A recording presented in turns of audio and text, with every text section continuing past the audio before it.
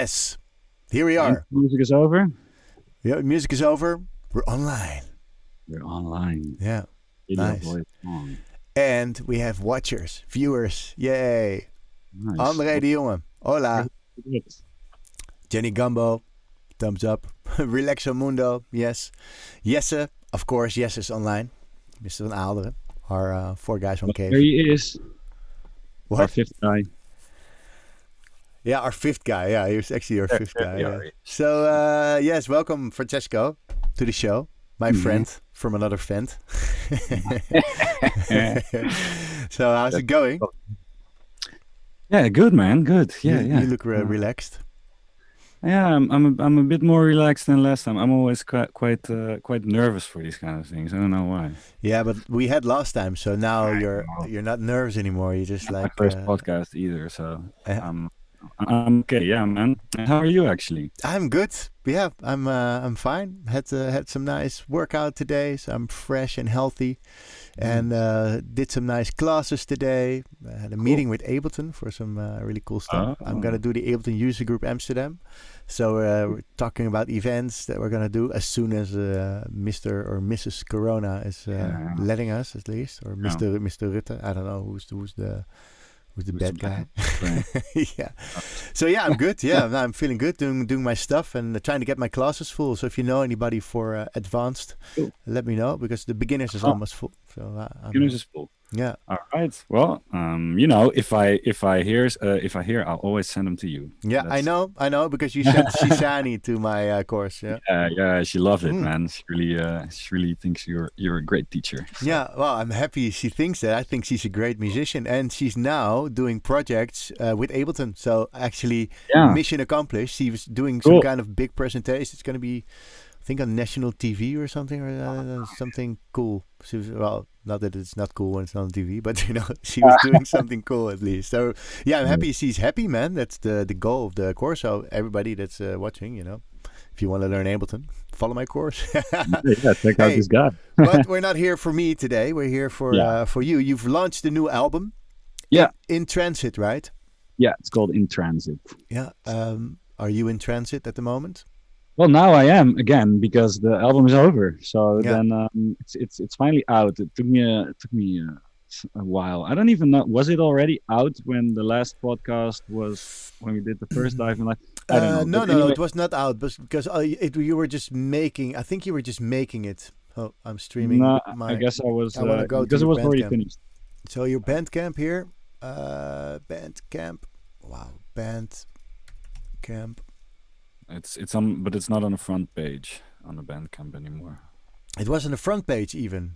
It was, but not anymore. So let's get it here. I always want to type Francesco Robistelli. I even started typing it when I was writing the stuff. Here, this one. Boom. There you go. And then it's in transit. But what's this then? This is like other stuff.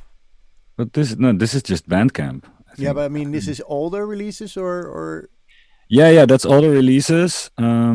Just go to the top one there. Yeah, you see the one with all the faces. Yeah. That's the album. The other one is just self-releases. I've been doing some music that wasn't released through a label, or that you lose the project file, but you think that it's still a cool track. I'm like, well, I'll just put it on Bandcamp. Why not? Yeah, and how is that working out for you? Well, I mean, it's Bandcamp, it's a couple of euros. Yeah, but I just like it that it's out there. Yeah, so, it's nice. Well, yeah, we can play some tracks from it. I really loved it, man. It's a nice little journey, and I really liked the text. So, yeah. That's kind of what it's about. I mean, the album started, when I started Trippin Jaguar. The idea was making an album in some different kind of styles of music. Yeah. Something that for me, while making it, is also kind of a journey, a trip, and obviously the parallel with tripping and all that stuff. But I didn't want it to be about, psychedelics or shamanic cultures, or all that stuff, I wanted it to be more about my process as a musician, exploring sound and different genres. Yeah, it's also a trip, to me. And during the process of making the album, that concept came to me. Yeah, that that was actually what the album is about making the album itself. Yeah, kind of exception. Yeah, I really like the text, how it was like told. So everybody who's interested, go to his Bandcamp and check out this text. It's a really beautiful piece. I even sent it to my roommate. Like he's a writer, and he's really into that. He reads like shitloads of books, and I told him like, oh dude, check out this text. And he said, oh nice. Well, Florence wrote it. I gave him a rough kind of edit. I write it myself, and then I'm not a writer. I'm not so he's really good at it. So he made it into a nice little promo text. That's begeleidende text, as we say in Dutch. A guiding text. What is it? Guiding text. Yeah. So that's really what it's about. And also, if you listen to the album, it's all kind of different kind of genres. It's not really one. Yeah. Let's go have a listen. We've got Max Lightweight online. Evening, y'all. He's always online. It's one of my favorite onliners. Nice. Welcome, Max. Yeah. So we have some music. Shall I start with? I'll start with this one. This track is called "Lost." You said, right? And it's from In Transit. It says In Transit because it's the cover. Well, check it out.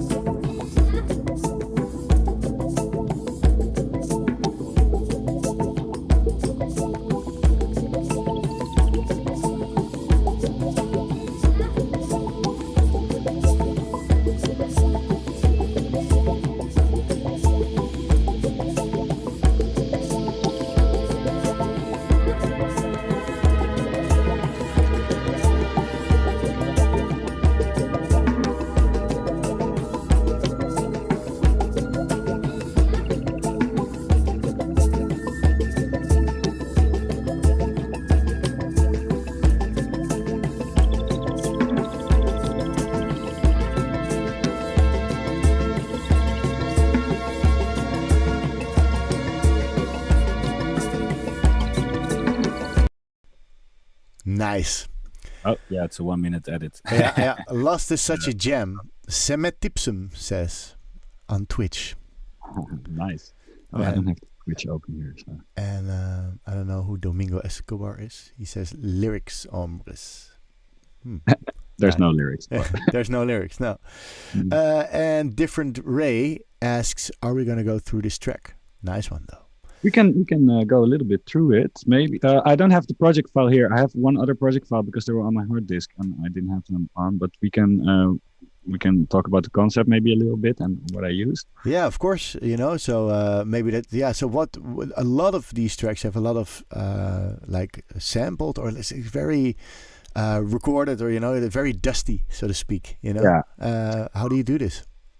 Well, I use a lot of field recordings, like a lot. Like field recording is one of my I think we talked about also last podcast, but it's one of the things that I like to use the most because it just it makes everything sound so open and spacious. And I think of when I create these kind of tracks, I really wanted to feel like I'm creating a space instead of like a track, like a space that you can go to.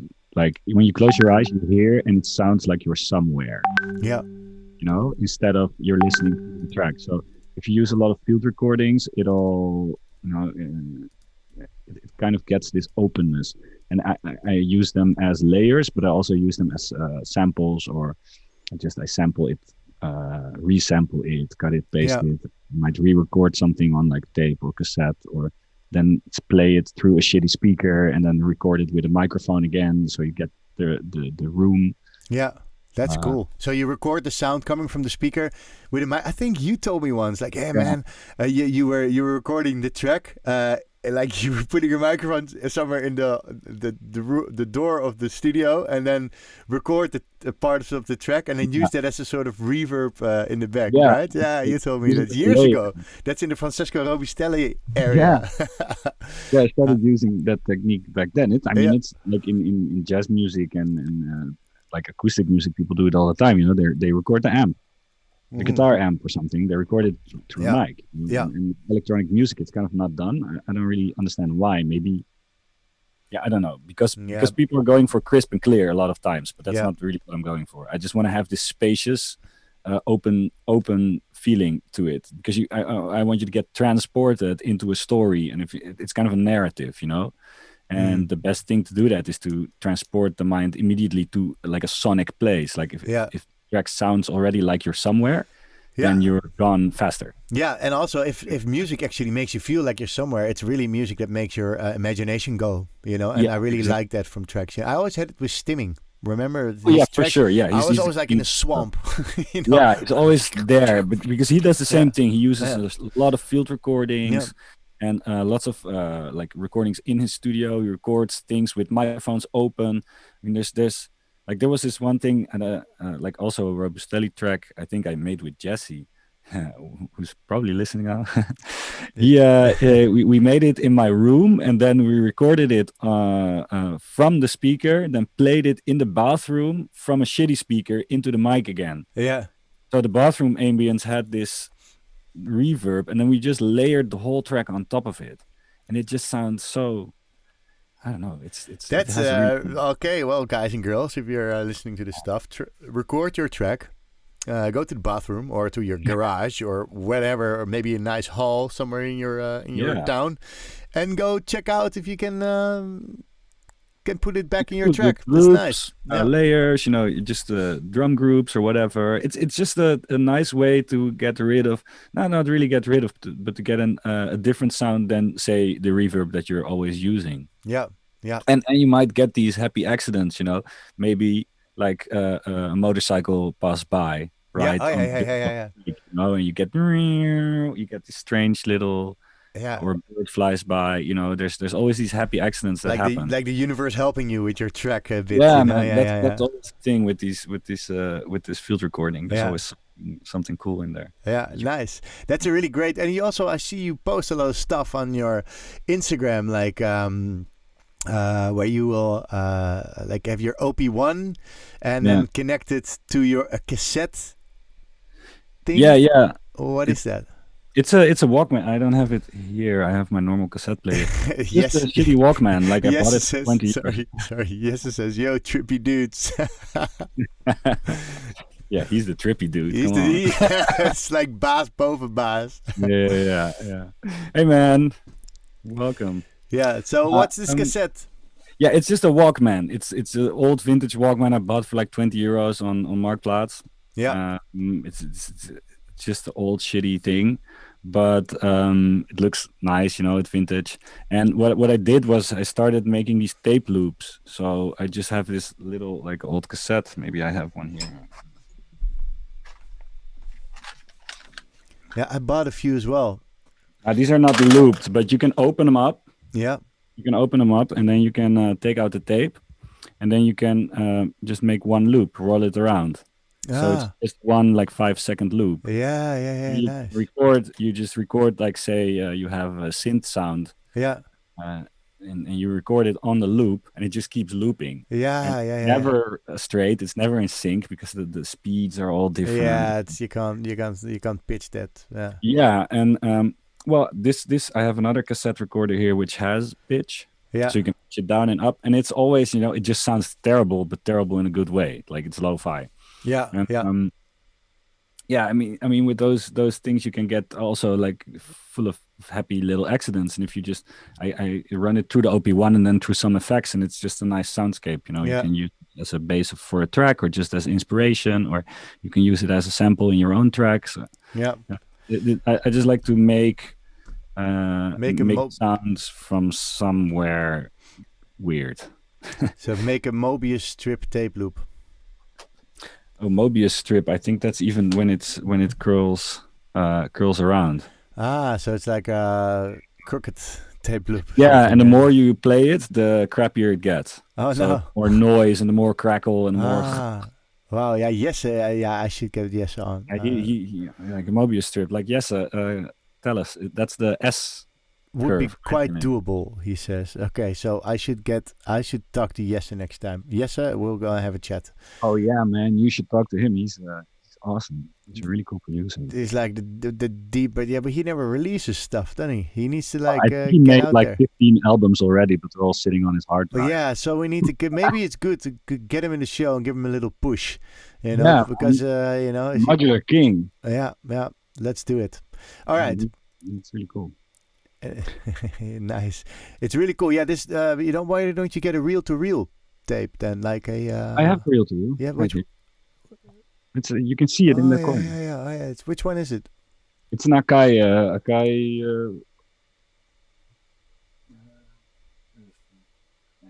4000 DS. It's like really old. It's from 1978 or something. Wow. I bought it secondhand in and still functional. Years ago. Full functional. Yeah. It works perfectly. Well, I just use it to record groups, like melody groups or stuff, because it kind of lags. So I can't really, if I record drums on it, I have to resync every little drum hit because it just keeps lagging. No. I think if you have like a Revox, that doesn't happen, or maybe it even does. But it's just also a nice sound. You can overdrive it. You can, move the tape heads around a bit, the wheels around a bit, wobble. Yeah. Now, it's just fun to do because, like, again, it gives you some, like, you have less control, but also more in a way. Yeah. You can literally do everything. And here it takes a while before you set it up. You gotta route it through your mixer, and then you record it, and you have to rewind it, and then the tape spins loose, and then you have to put it back, and then you can hear what you did, and maybe you recorded it like totally like not in the right levels. Yeah. Maybe there's some tool in there. So you kind of roll the dice a bit, and then you see what you get, and that's I did it once actually. I got a tape, like a reel-to-reel from Niels from Malbetrieb, or Johannes. I don't know what name he goes by these days now, Johannes. And I tried it. I had a track that I made fully in the box with Ableton, and mostly using Ableton plugins, and it sounded a bit like like it's harsh on your high end. So I put it on a tape, and actually while I was recording it, I was going like, oh, maybe I should change this. You actually take the time to listen to the full track as well, because you're putting it on tape in order to get this sort of. But sound wise, like what it did to the sound, it's amazing. It's really, it made the high end a bit more silky, the low end got a bit sort of compressed, less boomy or something. It was really nice. I really like, all right, like I just got the best plugin ever. One click and boom, there you go. But you actually have to record it. You have to wait till it's done, and then play it and record it back in. So you're actually listening to your music twice, which is pretty cool, because you're actually hearing stuff that you might want to change still, or these kind of. And you have to re-record the whole thing again. yeah, exactly. Well, barrier. I mean, I have it already since, I don't know, like 8 years or 7. I don't know, like, and it had just been standing here just for show because it looks nice. At least the 2 years in this studio, and then like maybe 2 years in the other studio that I didn't use it. It was kind of a hassle. And then now, like after the when the lockdown came, I was like, why I'm just sell some old gear, maybe reuse some stuff that I still have. And I got inspired by all these people on Instagram, that were all making all these tapes. I was like, man, I have all this stuff, I want to use it again. And actually it's really cool because it kind of invites just to create for fun instead of like making a whole track. I just really like to kind of jam again and doodle and do. I think that's the key, man. It needs to be fun, and as soon as you're too much busy with the end result, I think you tend to forget that you're here right now. You're already like, okay, I need to so it needs to be fun. I really try now to find my moments where I make music that I'm just like sitting and having fun. Of course, you sometimes need to finish something, but that's more, I'll find the moment for it, that I'm really up for it and actually enjoying trying to mold it into something instead of like it being a job or a task. Yeah, for sure. I mean, even because, we also have this, we do this as a day job also, even like the studio kind of really is my workplace. Yeah. It's kind of like I finish my tracks here. I really, I mix them here, but the creative part kind of was lagging behind for the past year or something. Yeah. When I had the home studio, I was using all the techniques and the recording and the microphones and the tapes and the cassettes, and I sold my cassette recorder because I didn't use it, and now I bought a new one, because I kind of found that the creative thing just, I don't know, came to me faster when I didn't have the pressure of I want to make a track. I want to finish this. I just want to sit, have a coffee, smoke a joint, and just make weird noises, weird sounds, and that's how I get the best results.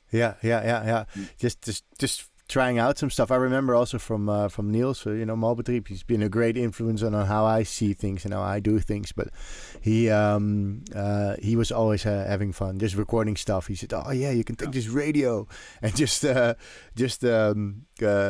a radio channel through this thing and then record it through the distortion unit. Look." And he was like, and he's going crazy. And I was like, wow, this is what it's about. Just having fun and trying random shit that actually gets you super interesting stuff, because it's out of your control, but also in your control, but also out of your control. Yeah, exactly.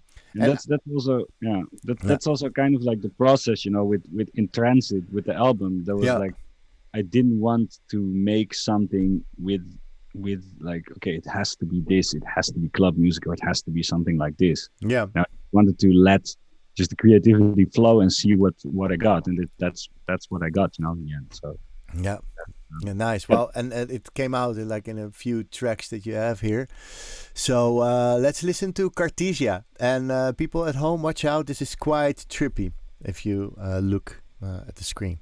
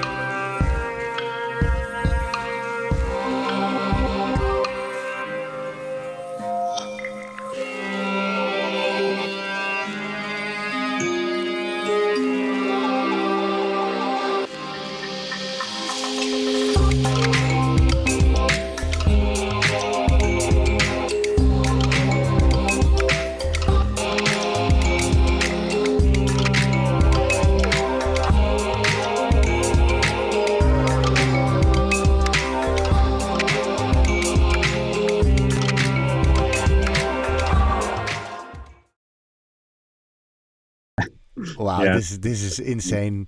Best track of the album, Simit Tipsum says. And atmospheric, tribal, and sensual. And Philip is online. Hello, Philip. Glad you're tuning in.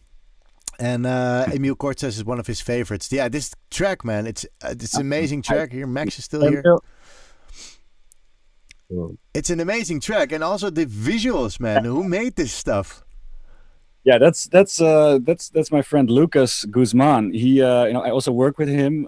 He also he's an animator, 3D animator, and we do also like just client work together. And he liked the track really a lot, and he just started making like little animations and like a little storyboard. Yeah, and mind you, this was like 3 years ago. He finished it like 2 months ago.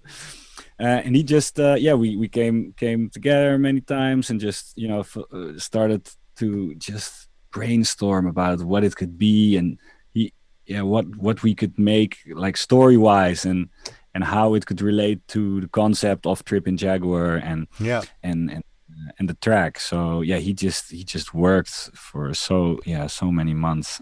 It's beautiful, man. I really like the trip, and there's even like all only 1 minute of it. It's a 3.5 minute version, but we still have to premiere it somewhere in the next couple of months. We will. I'm looking forward, man. I really like it. I'm gonna get high and watch your video. Yeah, man. Yeah. So shout out to Lucas Guzman. He's a really cool 3D artist. Yeah. Check out his Instagram also. Nice. Yeah, I should get him sometime for some things. Yeah, it's also cool. James McGee says, now I know why he's called Trippin Jaguar. Yeah. This track really does it. Nice. And but it's a really like diverse album as well. There's so many different kind of vibes in there, you know. It's totally different than what you did when you were doing the Francesco Robistelli dance floor stuff, you know. And it's nice to see you like going through this whole change and now making like insane world inspired music with like all these technical stuff making it, and then also having 3D animations. How do you look on this yourself? Like, wow, you've been through quite the transition, you know. Yeah, that was the whole thing, you know. I mean, that's also why we started the podcast. You know, I'm still in like a transition, because you're always kind of transitioning, because even like during the album, like I went through, you know, a couple of musical phases, and then now when I already finished it like 2 years ago, right? But it only released like a couple of months ago. I don't know, 2 months ago. Yeah. And I feel like kind of floating in like this empty space, because the album is finished, and now what do I do next? You know, I don't like to do the same thing again. So now I'm just in this another transitional phase, just figuring out. I'm just trying out many different sounds again and many different styles, and just seeing where it'll bring me and what I can do next. Because maybe you'll find some new fusion. Yeah, I just want to give something, you know, again, like I want to create a world for people to just get lost in. Yeah. And I'm now just experimenting a lot with more like the how do you call it, the border between sound design and music. Yeah. You know, lots of atmospheric stuff. I'm making a lot of ambient music, drone music, just weird stuff. Yeah. You know, that's what I use the OP1 for a lot, with some effect pedals, and just keep making these long morphing soundscapes, and cool. See to learn some new techniques to make another album. Yeah, I had an idea. I don't know where. It was in the car. I was driving around. So I think, well, what if I would like make some kind of drone stuff and then have a really slow arpeggiator and make it, you know, you have these arpeggiators that you can put on drunk or these sequencers, and they are drunk, cool. And they just go whatever. So you never know what's going to come, but you can set it to a certain scale and have it just fucking bleep around and adding some delays and whatnot. That would be a really cool thing. Just once you have a really cool like soundscape evolving ambient stuff, then just put one ARP or two ARPs like triggering two sounds. That would be really cool idea. Yeah, man. I mean that's what I did yesterday with the OP1. You have like the endless sequencer. It's just so you just play a melody, and it just puts the notes in a sequence, and you can switch through, like you can adjust the way that it plays the notes, like with break or not. And I just put it on like 2 BPM or something. Yeah. So it just plays like one note every, I don't know, like 20 seconds or something. Yeah, exactly. Yeah, that's super cool. With just the super long delays and super long reverbs, and then with the mood pedal, you can just reverse and loop all these little kind of things, so you get this whole texture with just one sound. Yeah. I really like the idea of that. And I mean, maybe for next show when Jesse comes on, he's also really an adept in this, because he's doing it all in modular, you know. Yeah, cool. I'm gonna ask him. He asked, "Can I be in his show?" I said, "Yeah, okay, but you know, what are you doing? I never see any music of you online, but I really want to have his expertise in here, but not sure, you know. But yeah, I don't mind doing this with like only 5 people watching, whatever. I did it. That's fine. True. But he did a live set on my radio show, Lost Radio, 2 years ago or something. Oh, cool. Cool. Yeah, it's online. You can still watch. Yeah, maybe I'm gonna ask him to come in the show, and I'll give him a little push in sharing his music, so we can start in the show sharing his music. He'll get some props, and he'll feel the vibe. We got more people online. Hey, Ashley. Ashley's online too. Yeah, Ashley's been on the show as well. She's also really into the resampling stuff. You know, I bet she loves the stuff you've told. I don't know how long you've been online, Ashley, but he's deep into resampling stuff. And Michelle's online. My old student. Oh, Ashley, Luna. Luna Ludmilla. Yes. And Philip wants to get into the jam session with you again. Yeah, cool, man. Haven't done any since Nachtlab. Let's dive into new territory. Yeah, for sure. Nice. Philip has made some moves as well. He's been really working a lot on making music. Yeah, for sure. Yeah, share studio space. Yeah. We got Odette online. Nice. So many people checking in. You know, we got a really cool show. Let's play some music from Trippin Jaguar. I wanted to say Francisco Rostelli. Yes, there we go. Okay, let's play. Which one should we play? I've got so many of you. Which one do you want to play, man? Fringes, I really like. Let's play Fringes.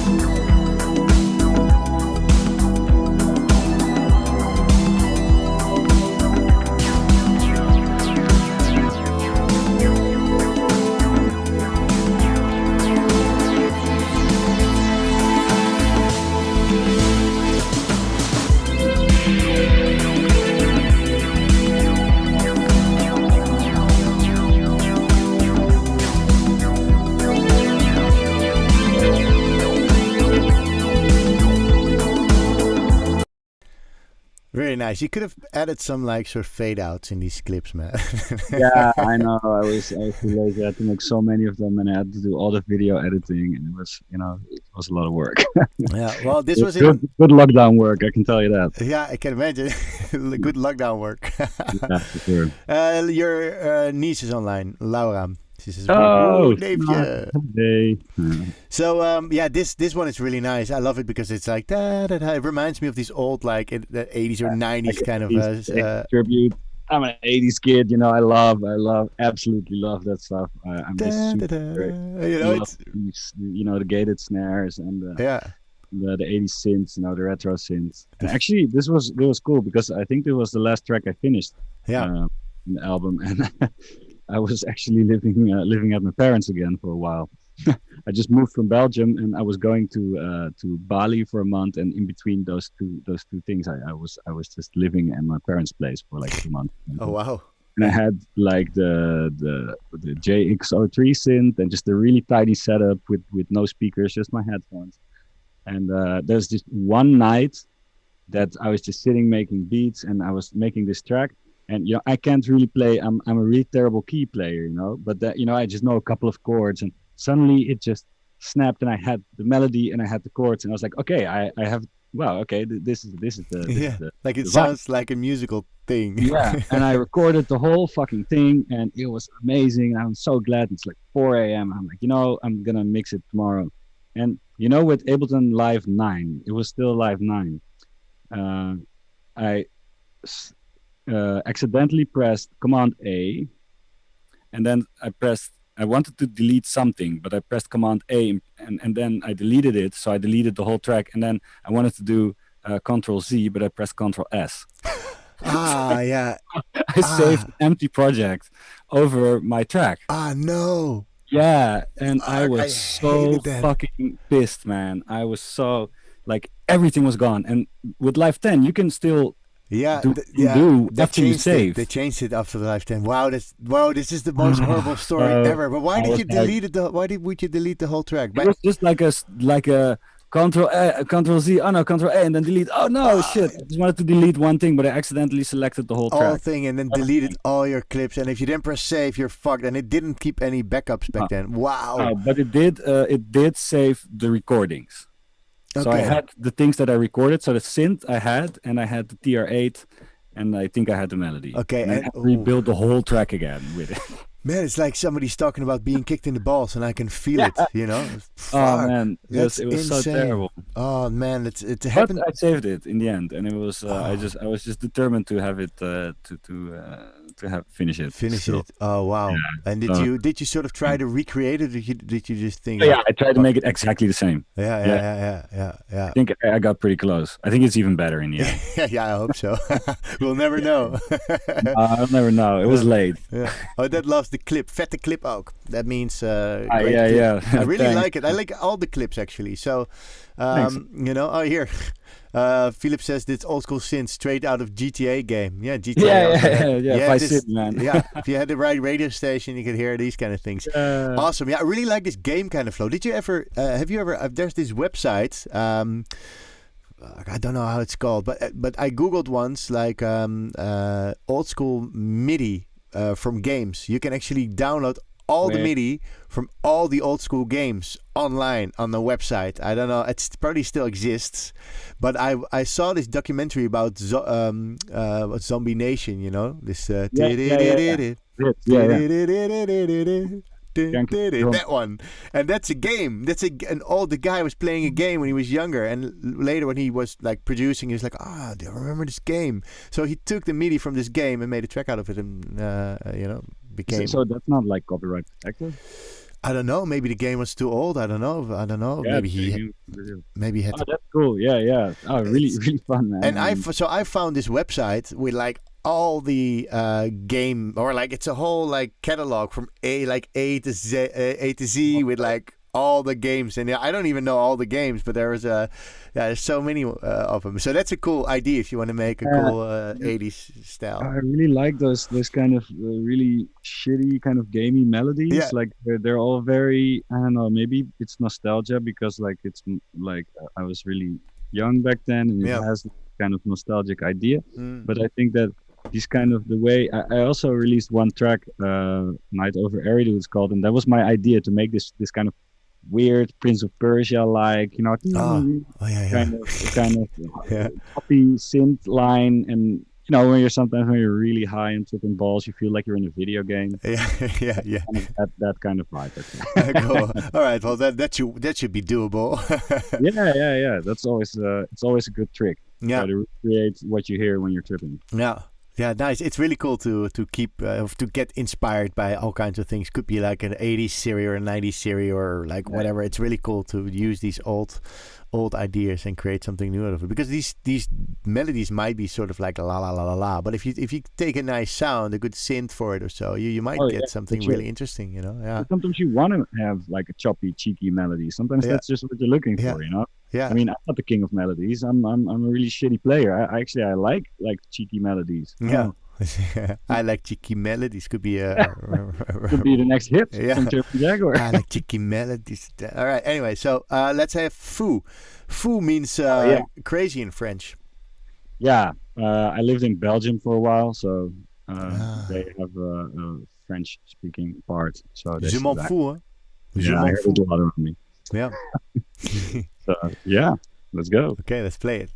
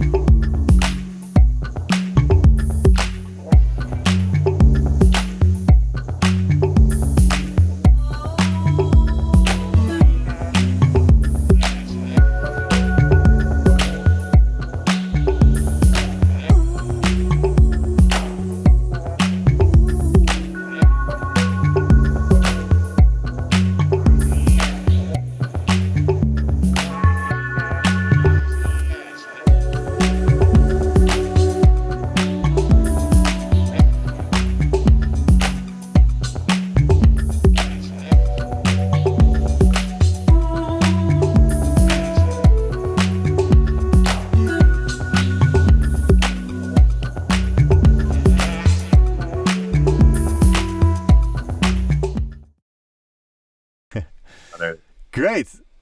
Yeah, Semitipsum. What a great name.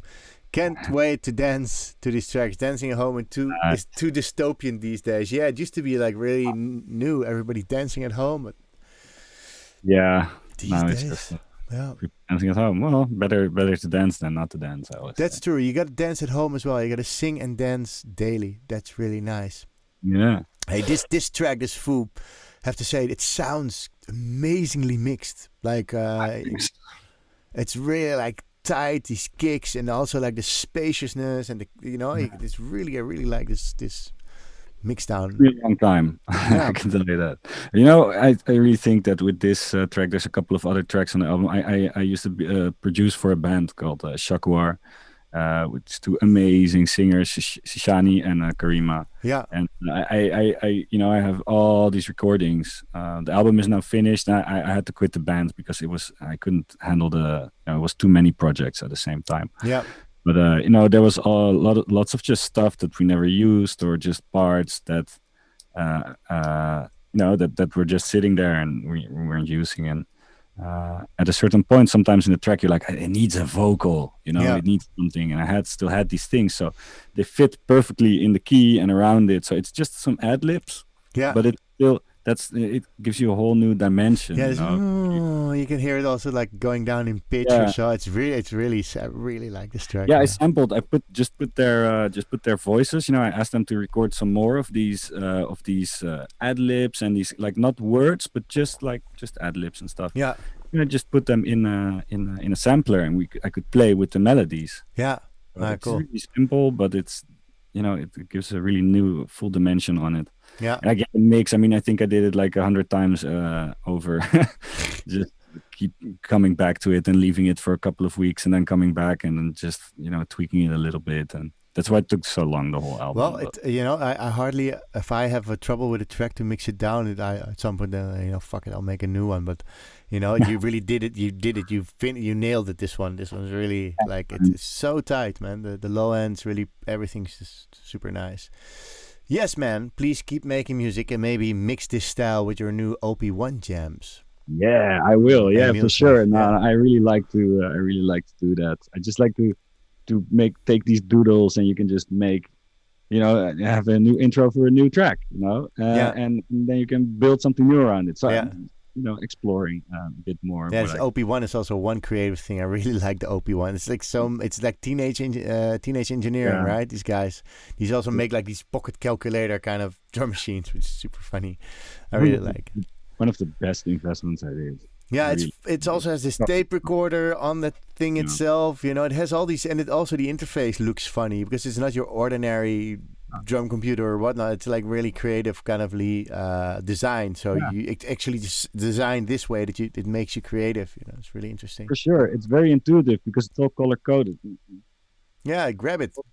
All the knobs have. I'm gonna do a little product review now. Yeah. It's pretty deep, There's like 8 different synthesizers, and there's a sampler. It has a microphone. It has an internal radio. You can and it has a battery. Yeah. So you can also do it anywhere, right? You can turn it on and you're in bed. Yeah. A little speaker. Yeah. See what I have a loop. Oh man, I'm gonna buy one because I've seen it and I've played around with it. I don't know. Somebody in class had it, in SAE, I think, had it with him. It's great. I should check this out, man. Why not? It's really nice cool because it just invites you to make music everywhere. Yeah. It just feels solid. It's heavy. It's metal. It's like jet how you call it, airplane grade knobs. Yeah. It's everything solid. About it feels awesome. Okay. Really, we don't work for those guys, by the way. No, I wish, because it's really fucking expensive. Like, it's not funny. Philip says great video clip, by the way. Love how it syncs with the beat. Did you record it yourself? It was in Vietnam, right? You said, I recorded all the things. Me and my girlfriend, we went just before the lockdown, just before the whole COVID thing came. We went to Vietnam for a month. Yeah. We took our camera and we just recorded. Yeah, with an Osmo, right? A motorbike and just with an Osmo. The countryside. Exactly, with that camera. The Osmos are great. It's just like the OP1. It's amazing. We should get supported by these brands. But it's nice because you take all this footage, right? You take all this footage on a vacation, like a month, and then you have it, and then what? Yeah. What are you gonna do? And I was like, I need some promo material for my album, and I was like, I'm Trippin Jaguar. I can take footage from my trip to Vietnam and just see what fits, And then I found all these parallels. Like there was this really busy track, the track with the 80s track. Yeah, with the city type of thing. I went to Da Nang is like full of neon. It really fits. So and then I also got a bit into video editing. I really like that. It's just cool to see sound match up with the video. So It's cool. So what do you use for the editing? Do you use Final Cut Pro or Adobe? Not Premiere. Premiere. Premiere Pro. Yeah. Yeah. I got into Final Cut Pro, but now my trial is almost done. Oh yeah, no, Premiere is really worth it, man. Because it's so much fun. If you're used to Ableton or any DAW, it's pretty kind of similar workflow. You have just like a timeline and it's video, and it's fun because then you have all the footage from your vacation. You have it into little 1-minute cuts with music under there. Yeah, so amazing. You actually have it. You have a little compilation of it. Yeah, and just not for nothing, but this guy, I recently bought it because my roommate has one and he's on holiday, and I needed one to make my promotional videos for Lessons in Live. And it's amazing. It's like it's super cheap compared to like getting like a really fancy big unit, and you can hold it. It can follow stuff. It's really nice. It has tracking. Yeah, it has live tracking. Yeah, you got all these Did you have these filters? Yeah, lenses. Yeah, because Duncan has all these lenses for it as well, which is nice. Yeah. Nice. Yeah, I have one wide angle. Okay. Yeah, he's got like a whole. Wait, he's got like. I've got like a bunch of units here, and they're all so some are a bit darker, and I tried a few here, but here I've got quite a good light setting. But it is nice, man, to use these things, and this DJI is really cheap and works well. I love the video shoot. I actually like because the one of what is it from Fringes was a bit did you saturate or did you put an effect on it, or was it? I just put all these like VHS 80s home camcorder filters and effects. Okay, you went all out on that one. Yeah, overlays, so it looks like a shitty video from the 80s. Yeah, nice, but it's cool. It's really nice to make video with your music. It gives a different, more depth to what you're actually doing. You're creating like a whole experience basically for people.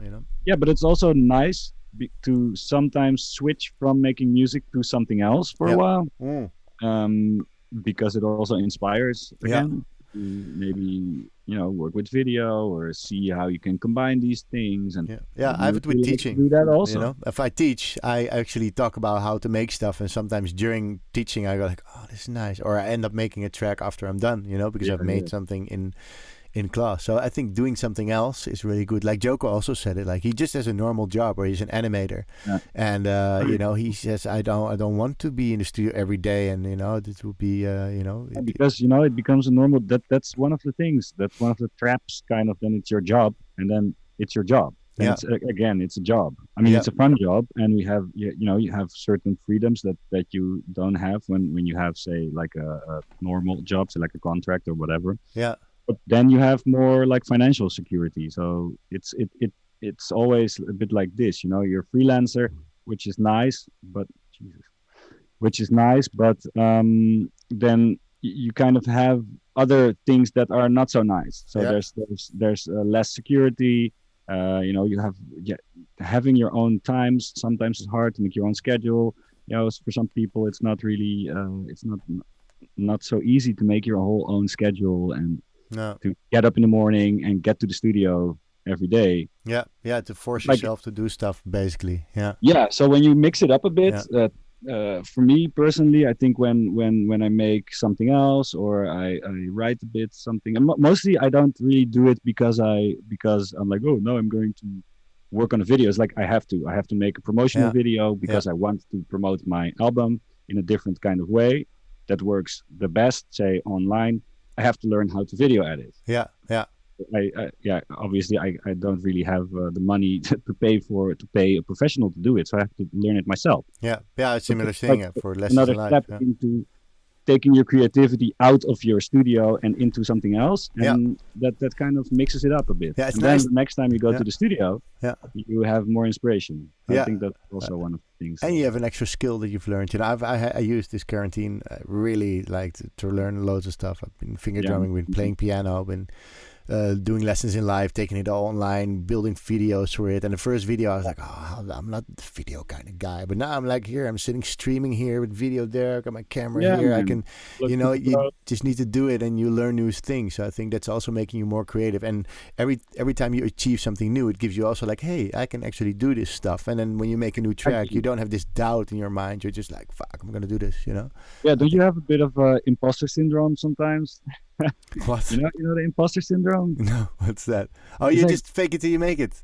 No, that you think like as a musician or as a teacher or podcaster or whatever you do, like that you think that you're faking it and you're not actually good at it, that you're just faking it, and that all the other people that are doing it are really good at it. Oh yeah.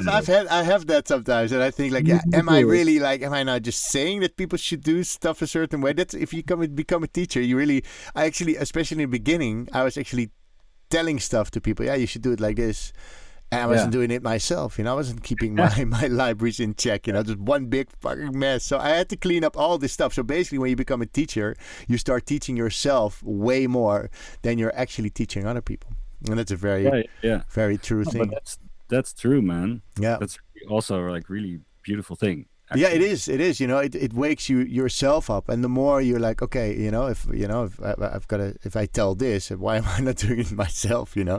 And so I had to actually 3 years ago. I started. I started learning sound design myself. Like I actually don't know anything, but I already had this gig to do this sound design because I was the instructor. So I was like, I'm gonna learn this, and then I went on why didn't I do this earlier, so but yeah, you have to go through this, I think, also to become a teacher or anything in life, you really have to make the hours, and learn the skill. We have a comment here. All right, Philip. Yes, guys, there is no limit to creativity, and I always feel the different creative areas affect each other. Writing affects my creativity in music. Maybe I'll come up with lyrics I want to sing. And as you guys say, teaching or making videos inspires, and vice versa, of course. Yes. Thanks for engaging. Yeah. For sure. Super right about that. I think that I see this also in many people that are actually really good at their thing. They do a lot of things. They kind of spread out their activities. Yeah, it's fun.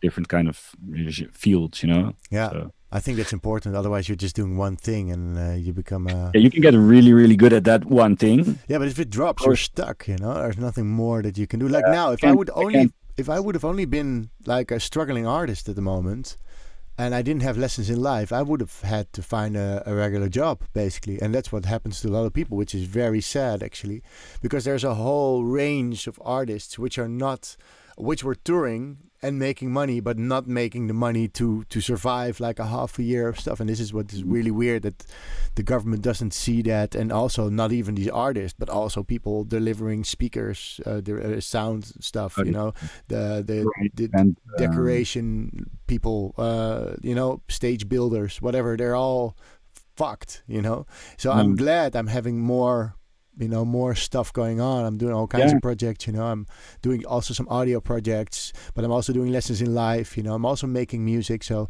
still get my Buma Stemra now and then. So there's stuff coming in, but I can imagine that for some people that were focusing. I was doing the same like 10 years ago when I was, I wanted to just play, and I didn't do anything more. I could have had a normal job on the side, but I was so focused. I need to do this, and it's very narrow-minded at some point as well, and it doesn't trigger creativity if you're so focused on becoming one thing or doing one thing, I think. It's really hard because, like, as we saw now, if you're really, really focused on this one thing and this one thing drops away, then you're really screwed. Then you're really screwed. Yeah. So you and I basically had the luck that we made our transition thing that we love into a job, side job for clients, and it's all basically digital. And the thing that didn't drop was digital. Yeah. Maybe next time, digital is the thing that breaks. And analog is left. We're screwed. Yeah. We are gonna. Then I'm gonna be out of business. I need to go in the streets again. I haven't been out for months. I've been just doing online. Yeah, Alexander Vossa. It's been a long time, man. Glad artists like you guys can keep making music. That's a long time ago. That's a really long time ago. That's cool. nice to see all these people online. That's also cool of doing these streams, just hanging out and people come and hang out. It's really nice, I really like this vibe. And we're almost talking for an hour already. So do you want to go through a project and show some I can. Maybe that's nice. Let me see if I need to give you security. You can share your screen. So. Oh yeah, because I have all the projects from the album. They're on my hard disk, which is at my house. So not on my computer. So maybe this remix. And where is Jaron? I've been trying. Let's go do a little Jaron in between, guys, because I still have the. Where's this thing? Oh, it's gone. Oh, wait, I thought I had Jaron here on a button. Oh yeah, here he is. I think you have him on a button. Yeah, I have him on a button. Do you see the screen? Now check this out.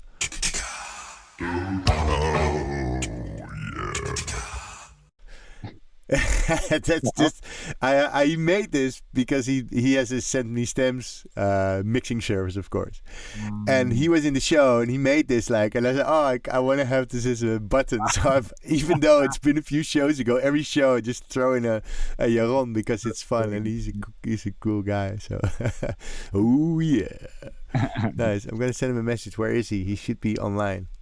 Yeah, man, come on. Because I've been working on this remix for him. And I don't think he heard it yet because I just finished it today after I made 100 different versions. Emil says you need a Case X. What is a Case X? A Case X. So Emil is I did a music part for his promotional video. He has a Case X, and Case X, it's pretty cool. It's when you have your MacBook. And you buy a MacBook Pro for, I don't know, 3,000 euros, and you only have 100 gig SSD in it. Yeah.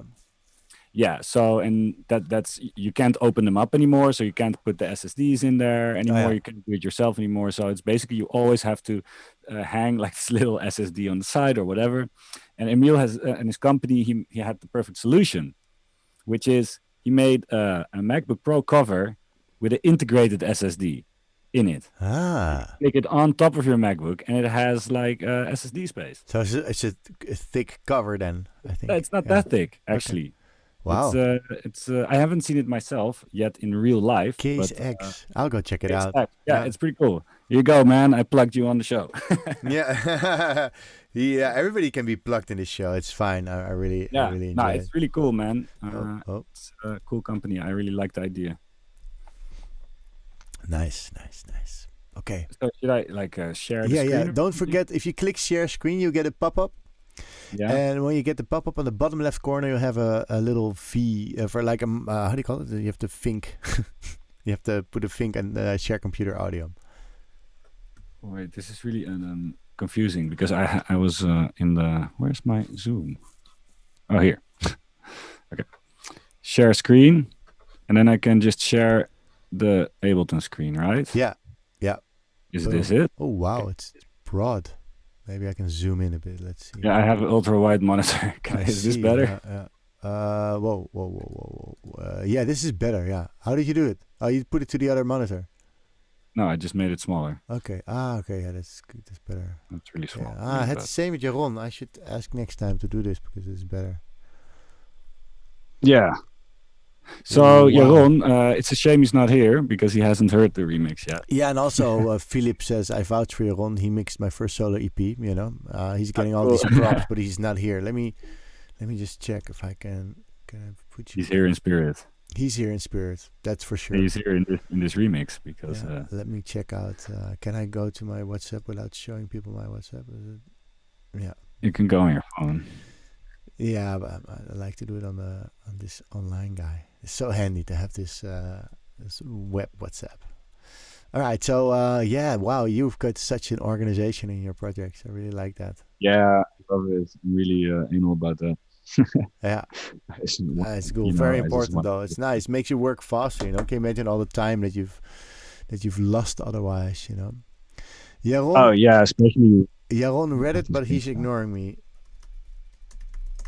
Ignore. That's not so nice. Well, he can rewatch it, right? Yeah. Or else, to punish him, I can open another remix. No, I won't do that. they won't be so nice.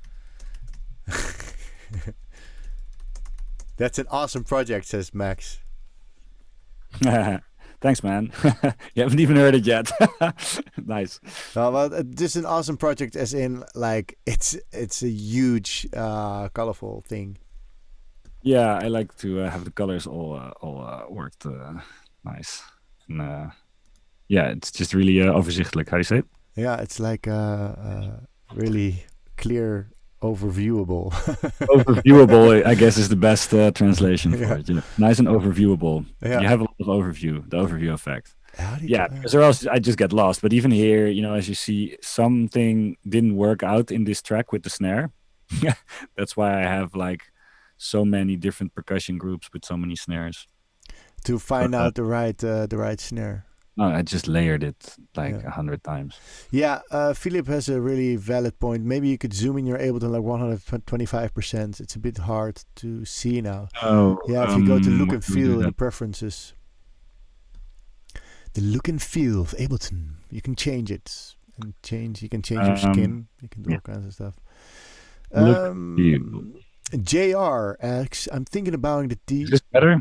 Yeah, way better. Yeah, way better. Right. I'm thinking of buying the D16 Drumazon plugin. Any thoughts about it? JR says. Well, the D16 Drumazon from D16 Group, right? Yeah, it's cool. Yeah. It's like a 909 clone, right, or something. Or anyway, I never used it, but everything from D16 is pretty decent. pretty cool. Yeah, I think it sounds nice. I have And, I have a few plugins. I have the Torah Verb. I have the Redopter. This Redopter is cool, man. It's a cool distortion unit. And this Frontier, which is a free limiter plugin, but I don't use the Frontier, but the other two I do. Yeah, go ahead. The D16 Group is great. I think you can check out a trial and enjoy it, man. Yeah. Have fun. Always do trials with the plugins and just check it out. Yeah. Try before Yes. you buy. So this is the remix. on Play here, a bit. Yeah. dive into the remix. Yeah, play it to see if we have sound, and we can just play it. Right. Let's see if I hope it's not gonna I hope glitch. it's not too loud, but I'll just starting the song. Yeah, I hope it's not glitching also, because it's a full project.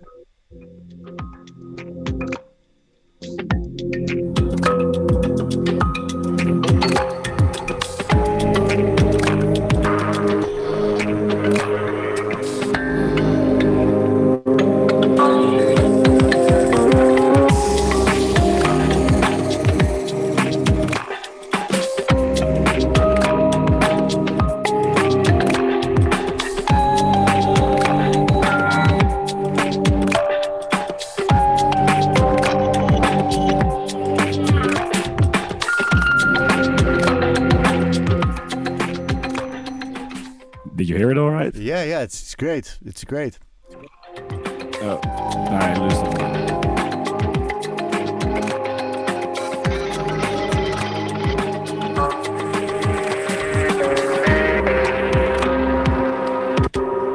So yeah, I just play a little part. Did you hear it?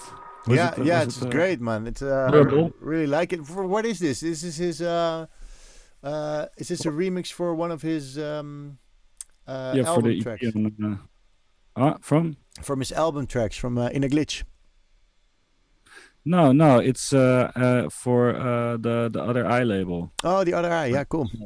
I got a So, promo today in from Genie. It's nice. Yeah, exactly. Yeah, so it was a remix for quite a heavy techno track, which, well, techno, not really techno, but it's quite minimalistic, and there's like this one melody in it. This is already edited, I think, but this is kind of like the melody part.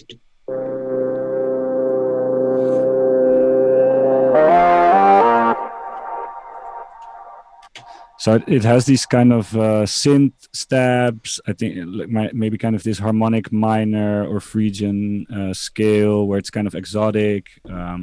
But the rest of the track is pretty dark and pretty like beat driven. Yeah. Pretty heavy bass lines, pretty going, like 120 BPM. So and that for me, like the sounds that I can work with in a remix are like the melodic sounds, So there was kind of like a challenge also for me, because it was basically one sound that I really liked that I wanted to work with. But then you get like, okay, how do I make it into a remix that's not just basically the same track with different drums. No, but how do I give the melody line like its own significant part in the remix, without losing the whole idea of the original. So, but it was really hard because I kind of built a whole new track around it. Yeah. So I kind of took the melody and saw like, okay, what's the key? Okay, it's like a C minor harmonic or whatever. So then I started to make a new chord progression, and I built a whole track around that, which was kind of like a maybe synth wavy 80s-ish track. Yeah.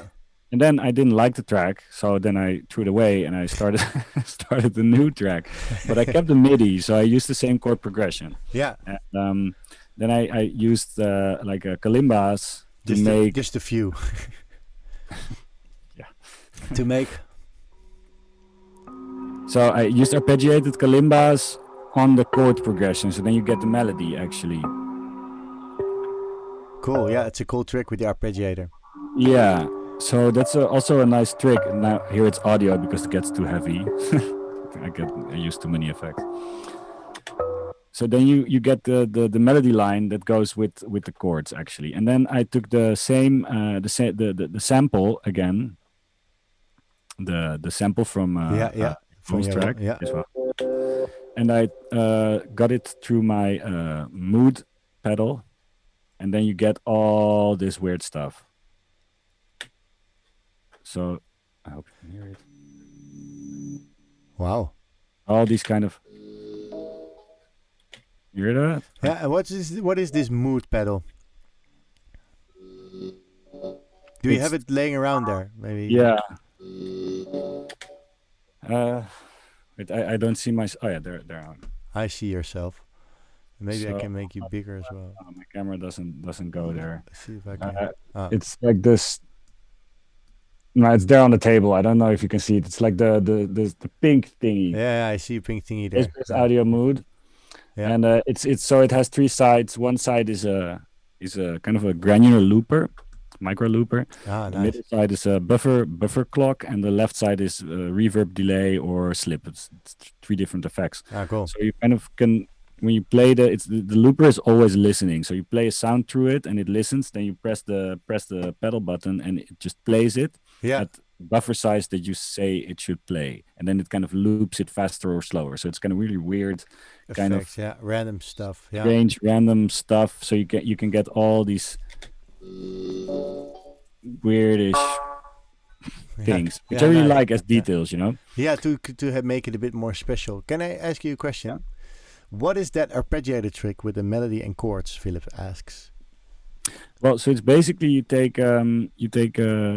have a chord, like I don't know, like a C minor chord. You play like a tritone, just three tones. You have it in MIDI, and then you put an arpeggiator on it. So if you have like multiple chords, so you go from A minor to D minor in your MIDI piano roll, and you put an arpeggiator on top of it, you don't have the chords, but it plays a melody like an arpeggio in those chords. Nice. Yeah, so it starts playing in the chord, but arpeggiated. And which arpeggiator are you using? Is that like the Ableton? I use the Max I like to use the Max for Live arpeggiator. It's really cool. So which one is it? I don't know. Show us. I don't know. Maybe show us your secrets. Take a. I can take maybe I can just take a little easy like a synth. Okay, yeah, the Poly 6. This is like a really old plugin. I really love. Yeah, me too. Yeah, I had this in my live set a lot. So say you have. Oh yes, Jesse is back. Lekker projectje, Frabbert. He says. Yes, always. So say you have like a chord here. Oh, well, now I should take a pad. Do we have a nice pad here? I don't know, square bass, swell pad.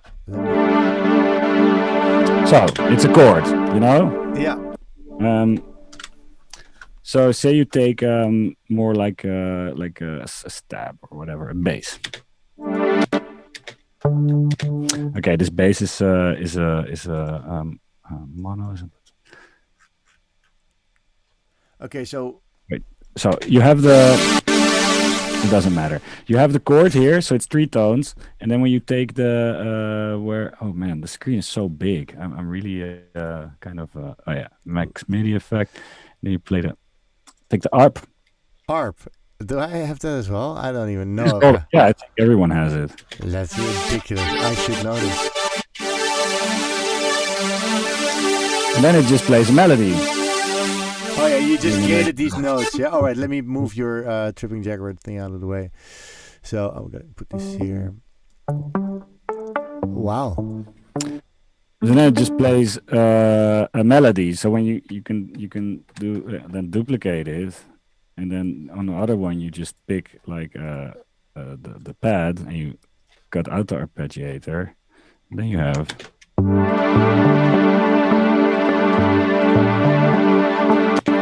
You know, your chord with your arpeggiator, it fits, and then you can screw with the division and with the on off and with the length and with the automation on it.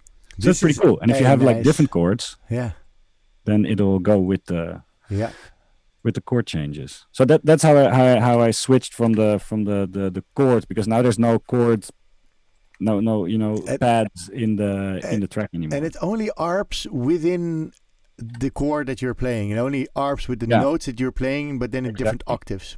Yeah, exactly. Interesting. I'm gonna look it up now. I'm gonna boot my Ableton. Yeah, do it. Oh, I'm putting InDesign. Oh no, wait.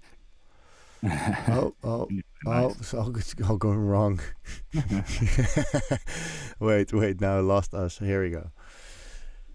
Oh yeah, and what I also did was, because I started this project, I think I started anew like maybe 10 or 12 times.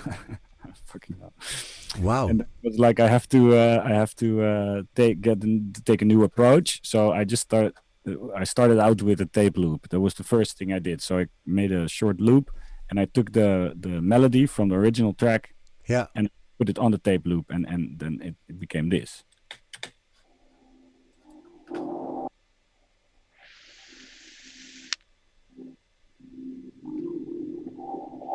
You hear that? Yeah, definitely. So it has texture, like a lot of texture. Yeah. Then I had a bed. I actually didn't even use a lot of it in the end. But it's a nice background. Yeah, it's nice. See, so it gives a lot. So in the end, I didn't really use a lot of it, but it's nice to have like this kind of bed to start out with. Yeah, maybe you want to undo that, what you just did. I don't know if you've moved stuff. Maybe I did. I don't remember. I just want to get it. Okay, well, maybe make sure you don't. Maybe save a different save now for. Yeah, this is always. Because you never know. Like this is 2, 3, 4, 5. Yeah. Ramon Melo. He helped with the melody a little bit. Yeah, cool. Yeah, just call it the Dive in Live version. Oh yeah, Dive in Live. I actually V5. I actually called V2 again. Make any yeah, sense. I have the same always. That there's the weirdest names it gets at some point. Yeah, it's terrible, the names. Why don't we? I'm so organized except for that. Yeah. But yeah. So the whole melody line kind of really fits with the sampled with Jeroen's original sample. Yeah. I really like how it's kind of.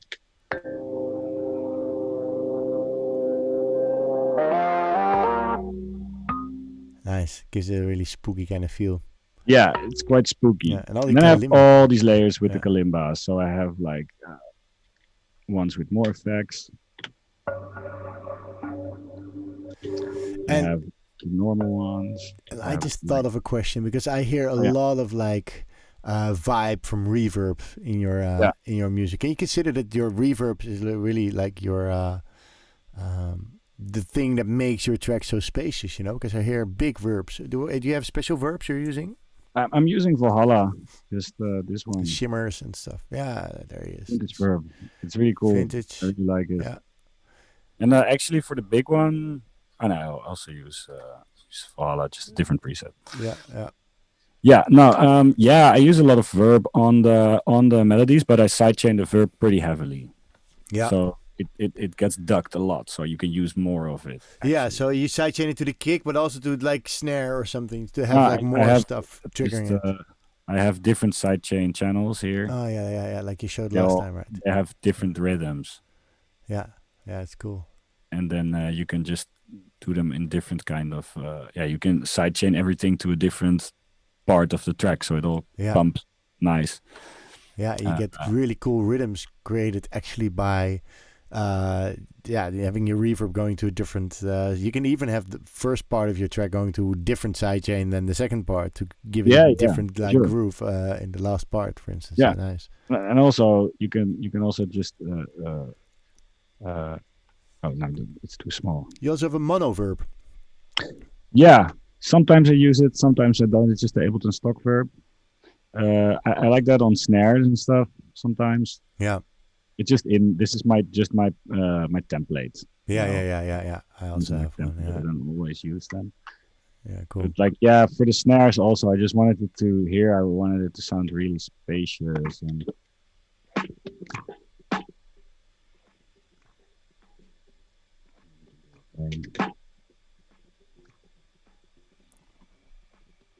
For some reason, the sound is now muted or sounds really low. Oh, that's weird. No, that's not so nice. I don't know how to. Yeah, I had the same last time. With maybe it's the. Yeah, it thinks probably Zoom thinks it's background noise. Yeah.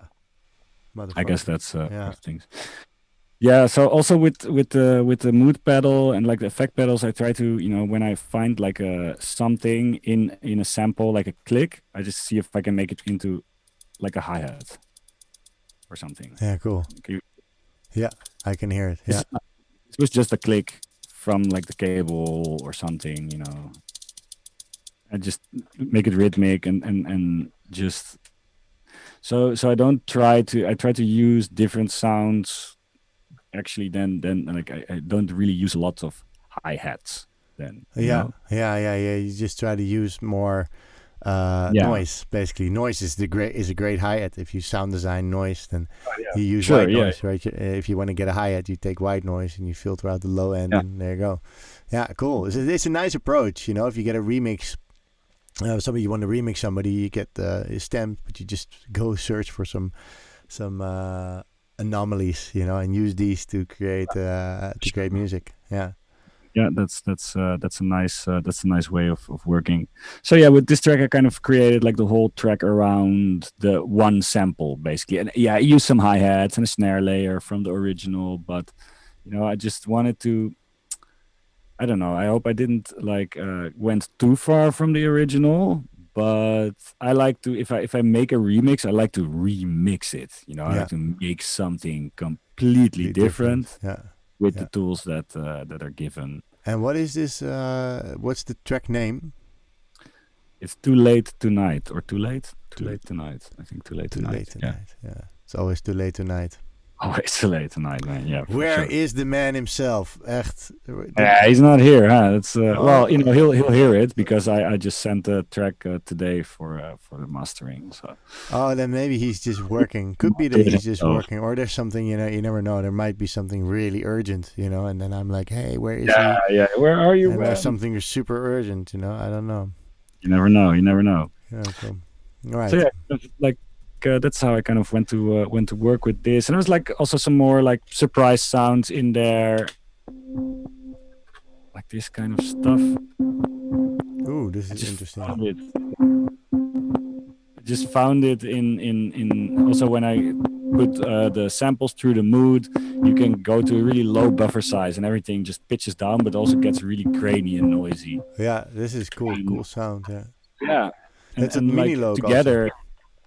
Huh? Yeah, Minilog also said it. Sometimes when something is noisy, maybe that's nice. Noisy. Man, more noise, the better. Yeah. Here, Max Lightweight says, found it funny to watch Sébastien Léger using a Trump quote to make an instrument. Very funny. Yeah.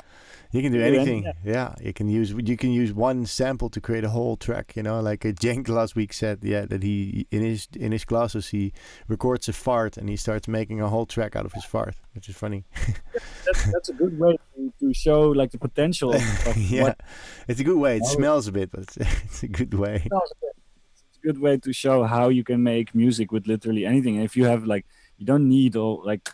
We have studios and all that stuff, you know, but you don't need all that stuff. Basically, all you need really is a microphone. Yeah, a microphone and then a DAW like Ableton or whatever. Yeah, hopefully Ableton because I think it's very easy. But yeah, me too. I don't really work with other DAWs, but like if you put all these things together, you know, in the end, you can make music on the go with very little. Yeah.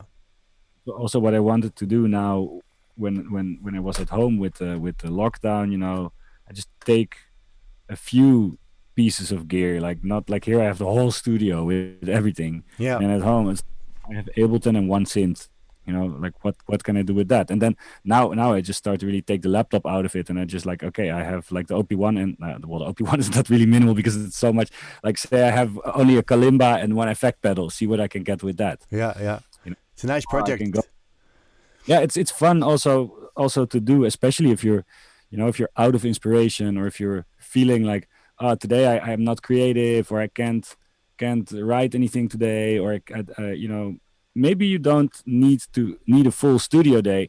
Maybe you just need to sit down, have a cup of coffee, and just fuck around with one sound. See what you can get. Yeah. You know? Yeah. Most of the time, when you look at your watch, like it's like 5 hours later, and you created like something really strange. Maybe you'll never listen to it again, but that doesn't matter because in the process you always learn something. Yeah. You always learn something, you know. And that's with all these things, like all these little detailed kind of thingies. That was just a tryout for my new pedal. I didn't know how the thing worked yet. But you have all these little weird sounds that just. Man, I love this stuff, you know, it's just so weird. And then here you have like, oh no, wait, it's here. They all have the same name. Yeah, that's cool.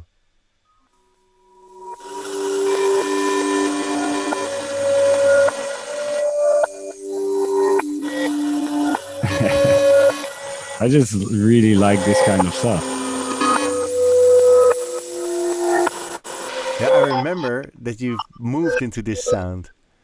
I remember that, like, I think 5 years, I don't know even how many years or whatever, we were in Utrecht for the 4 Guys, 1 Cave, and then you had this recorder with you. And I think that is, like, for me, the tipping point in how you changed your production style, that you started listening for different sounds than just a sample pack, for instance. You know, yeah, like, I guess so, because then when I bought like the field recorder, actually that started. Yeah, the field recorder makes it so easy.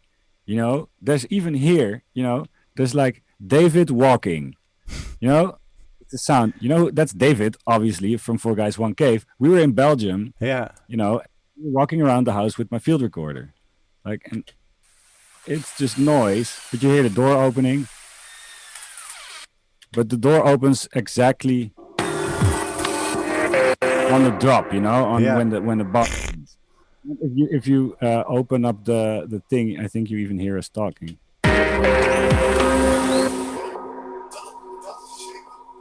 That is sick.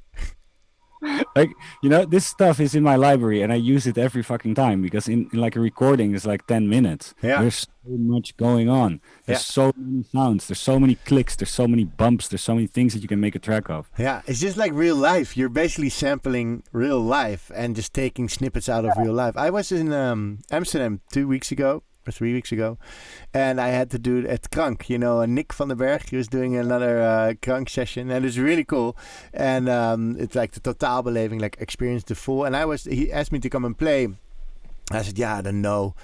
I don't know. I don't like the Corona awkward DJ sets these days, you know. And he said, "Oh, what we can do in workshop, you know, maybe we can record the people in the room." I said, "Well, dude, let's do that stuff." So I brought my field recorder, just recorded people that were sitting, you know, and everybody made a sound, and I went back on stage and created live a track with everything I recorded. And it's so cool just to show people that you can make music from literally anything, you know, for like ticking on a glass or ticking on the table, whatever you do. If you sample it, this could be a kick drum. If you filter it down, it can be your kick drum, you know, whatever. You can do anything basically. And it's nice to see that you have doors in your remix, you know, like doors that open and noise. It's really cool. The door should always be present. Yeah, and it's, I mean, it's not like some kind of, it's really easy. Everyone can do it. You don't have to buy like an expensive recorder. You can buy a field recorder for like 90 euros. Or you can even record with your phone. I mean, the iPhone even have done that. Yeah. iPhone and just drag it in there. I mean, it really doesn't matter. Like, obviously, it's nice if you have high quality recordings, but you know, it really doesn't matter that much. Yeah, it's just about what it is, you know. In the end. Here, Philip agrees with us. Philip, you're very agreeing today. I'm glad. Sometimes I remember some weird thing I did during an unproductive day, but then months later helped me create something amazing in a track. Yes. Yeah, I always say just people to go make sounds when you're uninspired. If you're making something, you're like, wow, what am I making? It's not my day.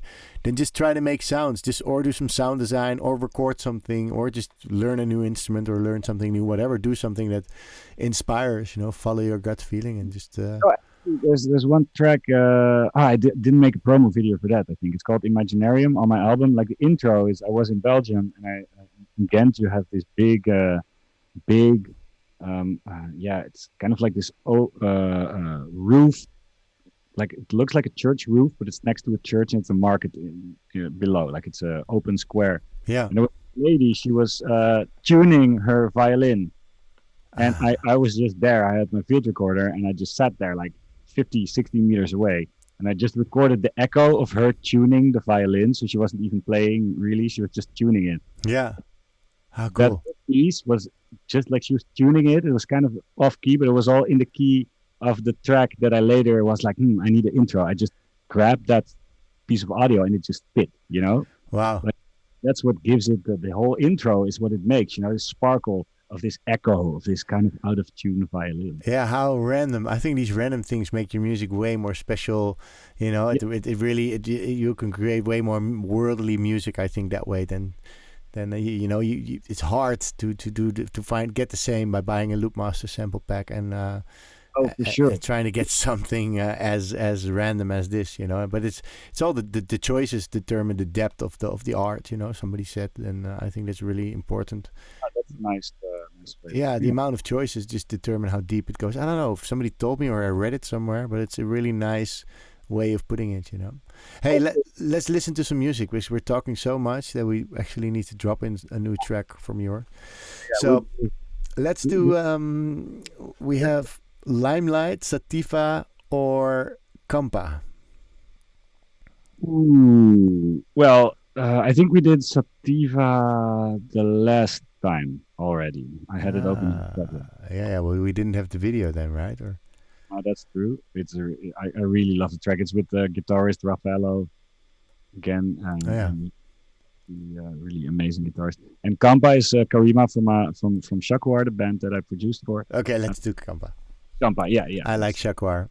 And she's a friend of Shishani then. Yeah, she's like her best friend in the band together. I really like Shishani. Thank you for putting her on my path. Okay, here we go.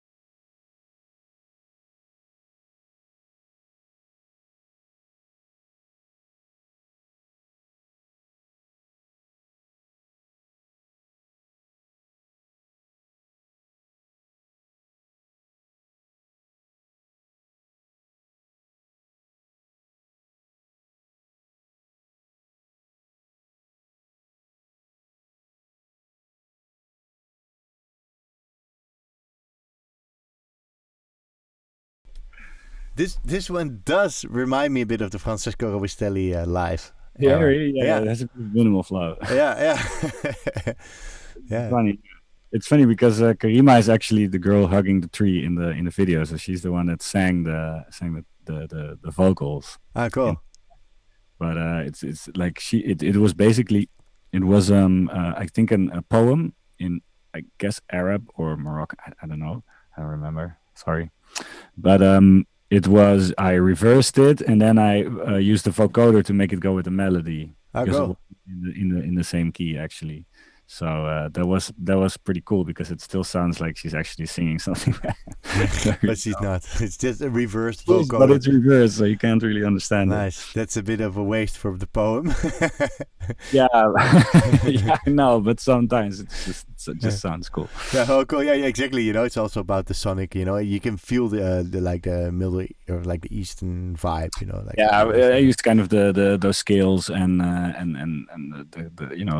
actually there's also me playing guitar, like when I try to play guitar, but it's also like I can't really play the guitar, but I just looked up some scales and I just played with it and then I resampled that again. Yeah, so cool.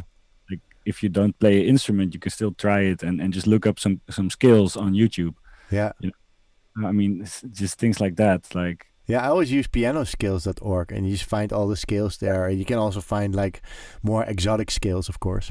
Yeah, and then you practice it for a couple of hours and then you play it on your track and then you can just resample it and you can get, I think it's always more fun to have something of your, it's even the same with the field recordings. It's always like nice because I recognize it myself. I don't really care if people, don't hear that I recorded it in Vietnam or whatever. It's fun for me. Yeah. That's a little present for me. I think that's the key to keep it engaging for yourself, and not like sort of like, okay, it needs to be fun. That's the bottom line. If you don't like it, why the fuck are you doing it? Go do something else. We all know the feeling that you're working on a track and you're like, fuck, it's not fun anymore. I'm just doing it and I don't want to release anything that's not like high quality or that I don't think is good enough. Yeah. And then you're just working on it, but you're not liking the process. And I mean, at a certain point, that's one of my things that I find really hard. Sometimes it's not fun anymore because you've tried and it's just not becoming the way you want to have it. But in the end, it always works. Yeah, and also if you put in some effort and you do something outside the box, you grab like a drum thing, you drum something, and you play with this, it creates more of a journey. Like, oh, I'm recording this, and oh shit, it wasn't on record. You have to do it again. Oh, now it's even better, and you recorded it, and you find it, and you can play around with like, oh, I just played this. Now let's see if I can mix it in with what I have. It's like a puzzle, it's nice to make some new pieces and see if they fit, whatever, something like this. Cool. All right, let's play another one because we have to go through them all, Let's play Limelight. Oh, yeah. Does it have a story? Well, it's kind of frantic. It's kind of the only track, the up-tempo track on the whole album. And I kind of, when I made it, I wanted to create kind of this two-step vibe. Remember two-step? Yeah. Nice, two-step and grime. And I was just really short sound. Yeah, I just I did some of these chords and with arpeggiators and with the pianos, and I just wanted to work with this piano vibe. But obviously, I have to resample it and cut it and reverse it and pitch it and do all these things. And then this whole project became just like this cut and paste kind of thing where all these things just go, where all the little sounds just go into each other and they plinky ploinky, like very frantic and kind of nervous. Yeah. But I don't know. It feel that's also what the video is like. It felt like a big city, in the night where there's life. It's vibrant and you go to the club and you do this and it's like there's all these things happening. Yeah. Remember when we could still do all those things? Yeah. That time, shit. Yeah, thanks for reminding us. Limelight, boom.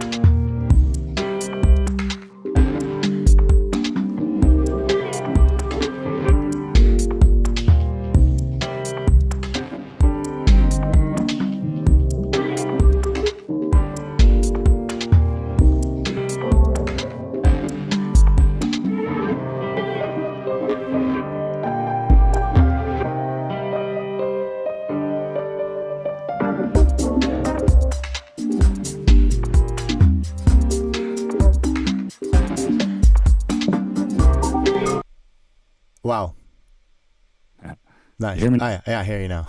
I didn't hear you for a bit. Where was this? It was recorded in Saigon in Vietnam. Okay, nice. Very fitting, very big, busy city, very hot, very, lots of stuff happening, lots of things happening. Like really a city that never sleeps. Like really cool. How was the market? Did you have some nice food there? Oh man, yeah, for sure. Like everywhere. Like the food in Vietnam is like, it's so crazy amazing. I would just go back just for the food, even. Like, wow. It's an amazing country, and there's so much diversity in the food, and like the street food is amazing. There's so many crazy things that you can eat that we never hear of or even see in the Western world. Wow. Yeah. Yeah, it's very special, the food there. That's what they said about Thailand as well. I would really like the food. I really enjoyed the food there. But yeah, I've never been to Thailand. I really would like to go also. Yeah, well, I've never been to Vietnam, and so I should really go there. Yeah, for sure. Yeah. It's aan te raden. Yeah, I'll definitely go. Yeah. All right, if it's allowed by Mr. Corona. So yeah, man. We've been at it 1 hour and 40 minutes almost. So yeah, maybe we should like wrap it up. Shall we just play Sativa and then call it a day? Cool. Let's do that. Nice. Then I'm also gonna ask you what are your plans for the future now. Like it's not like very, very common question, but anyway, we're gonna do it anyway. Here's Sativa.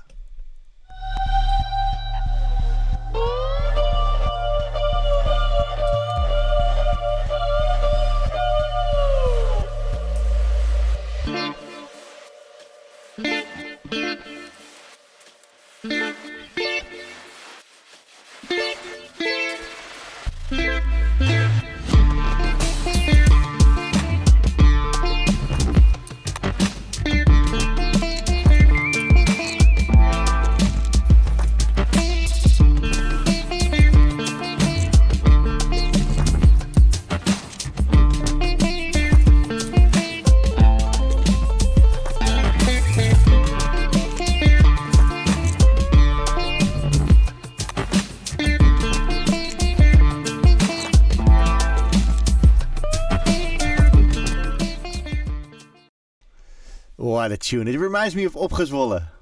Oh yeah, wow, yeah, cool. I really liked Opgezwollen. Yeah. Like that. Yeah, maybe there was a bit of inspiration from that, even like unconscious, because I really loved their music back in the day. Yeah, dude, this is really the it's really like Midden-Oosten, Midden-Oosten, the track. Yeah. I think Delik. I mean, maybe you should ask him to come in the show. I think we're both teachers at Sound Education, so really? I could reach out to him. I'm really curious to how because he also has been through an amazing transition. He's making art. What happened to Opgezwollen? I don't know what happened to Opgezwollen. I know that Delik at some point did he quit or so? I'm not sure. No, I should check. But he started creating art. It's super nice drawings. Like I think he did like a limited version. He started painting because he didn't know what to do with his music, and he started painting. And he's a pretty good painter, to be honest. And he painted something, and then he made like a whole album and with paintings. You could buy this. It's like very limited versions. I almost wanted to buy something. Then I was living in Groningen back then, but didn't do it for some reason. I think I was out of money back then. Shit. Some of them became Fakkelbrigade. Some chemistry. Hey man. Oh, yeah. Dinnerel. Fakkelbrigade. Hey bro. Ridze. You should have him on the show as well, man. Yeah, I haven't seen him also for a long time. Let's catch up soon. That's a long time ago. Yeah, some chemistry. Well, that's some chemistry we had here. Thanks, guys. This is awesome. Philip says, great. Yeah, I hope you guys enjoyed it. And Francisco, what's up next? Trippin Jaguar. What are you up to? I don't know, man. It's all very very uncertain. Yeah, man. I don't really mind. I'm fine. I'm just gonna go and create many weird sounds. I'm going to film many of those, and I'll put them on my Instagram. And let me know if you like it and which ones you like best. Maybe I'll create a track of it. And if I like them myself, I'll put them up on my Bandcamp. Yeah. I'm gonna just go into this sound exploration rabbit hole. Yeah. And create weird stuff. And in the meantime, I'll make a normal track or two. Yeah. Yeah, and in the end, I'm gonna work on a new album, but first I have to kind of find again which direction it's gonna go. And I'm just floating a little bit. So yeah, and what and for like basic income, it's just sound design still for games and stuff. Yeah, nice. Yeah, sound design. Working on some bigger projects. You know, some apps and some cool stuff. But it's all like client work. So that's it's studio work as well. Yeah, and it's fun. It's super fun, and you also learn a lot. You know. It's more like adaptive, and we're obviously, you know, with End of Time, we're also doing a lot of 3D audio things, you know, 3D sound design, 3D music. We want to work with, you know, adaptive music more, reactive music, music that reacts on how people move, how people think, how people, you know, move into a space. All these kind of more experimental ideas is that we're exploring right now. So yeah, cool. It's a really nice project. So back into Trippin Jaguar also somehow, and I bet all these projects just inspire each other. You know, that if you're busy on one thing, you go like, oh, you know, when I get home, I'm gonna do this. When I get to work, do my own stuff, I'm gonna use these things. You know, I have the same when I'm working on different projects. I get like, oh wow, I can use this for my, you know, it's nice. Cool. Thanks for being on the show, man. It's nice. I was supposed to have Navar next week, but he canceled. He needs another month.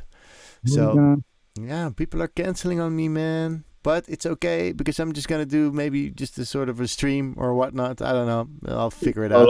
1.5 hours of just talking into the camera, man. Yeah. Hey guys. I'll join in. Yeah. It's fun. I should do a group one because I know, like, you know, also everybody is watching. You can always, after Diving Live, you can check out Store, which is from Speedy J, and he always has. He sits there with like all the techno heroes, you know. And they go deep, man. You don't know it? It's called Knob Twiddlers. It's every Wednesday from 9. I watch it always. When I'm now done, I'm gonna go to bed and watch that. Like, it's fucking nerdy, but it's so nice. You know, I first do my own nerd show, and I'm gonna watch another one. That's my thing. But it's like Speedy J, but he sits there with I don't know. There's Robin Kamschoer is always there. Sometimes Joran Forn was there. All these techno heroes come by. You know, it's really nice, and they talk really deep about like MIDI clocks and, you know, hardware and their modular. Yeah, it's really insightful, man, and it's also coming from a place of just pure love of just fooling around in the studio. So maybe I should do one like where I call you and we get Jesse online, and maybe we can do something next week and you can share more stories together. You know, that's nice. I can get Jesse, you, and David maybe. Yeah, I was thinking David. Man, yeah, why not? And maybe also Johannes. I hope we can fit 5, though. I'm not sure if that. Yeah, that should be possible. We could. Guys One Cave should work. That's nice. Look, the next EP. Yeah. For Guys One Cave, it's coming out 22nd, I think. Oh yeah. We have a new one coming. Yeah, it's been a while. Oh, sorry. 2nd of September, it's gonna come out. So we should do a show next week with 4 Guys One Cave. Oh yeah, actually we should. It's gonna be perfect. We can talk about how we made the album. Yeah, quite. Oh, okay. My next week's show is filled in. That's super weird, dude. Wow. Parents can't watch that one because it's. Yeah. But that was fun, man. I mean. Yeah, they're really special. Those sessions are just so special. Yeah, I still have these old footage, you know, footage from us. You know, this track that we can't remember what you asked, like, dude, I sent this picture in the group app or this video, and you're like, wow, I still had long hair till here, and I was like being like Samson there with my head going. And we were working on something, and it sounded super cool. And you said like, hey, what was this? Whose music was this? You know, was this something we made? I think we were playing with like a track. It's something else. Yeah, I think so. We were just putting stuff on top, but I can't remember what it was. But it was so nice. We can share some of these videos as well, and the ones that we. But I should really find them on my hard drives. And then, you know, I mean, that album was like, it's totally different. It's super raw and just broken, and filthy, and distorted, and really slow. Yeah. Yeah, and also we just jammed. This was so nice. We're gonna talk about it next week. I'm now gonna call David. We're gonna set this up. We get Jesse, Flow on it, you know, And maybe also Johannes. Let's see what he's up to. Maybe he wants to join. It's because he was the first. He was the fourth guy first, but he left. We had a band breakup. You have Johannes together, the fourth guy and the fourth guy. Yeah. Well, then we have 6. Then we have 6 guys, 1 cave, 1 show. We're gonna do this. This is nice. Yeah, man. All right. Well, I need to stop the show for some. We're done. I think. See you next week. So next week you're gonna be here again, but then in a different setting. That's gonna be awesome. Let's try and make this happen. I'm gonna call everybody. All right, everybody. Thanks for tuning in. Thank you, Francesco, Trippin Jaguar. And everybody, thanks for the comments and the questions. And make sure, if you want, you can watch some more talk at Knob Twiddlers from Speedy J, which is great to watch on a Wednesday evening if you're done watching me. So and afterwards, check out my new album on Spotify, Bandcamp, and Beatport, and all the stores. Yes, check out In Transit.